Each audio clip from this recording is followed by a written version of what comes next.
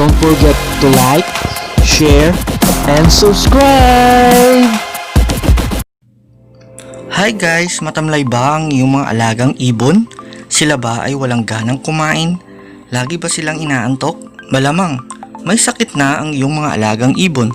Upang hindi na humantong sa kamatayan ang iyong mga alagang ibon, panoorin mo ang vlog na ito dahil meron tayong inihandang tips at solusyon para mapanatiling malusog at masigla ang iyong mga alagang ibon.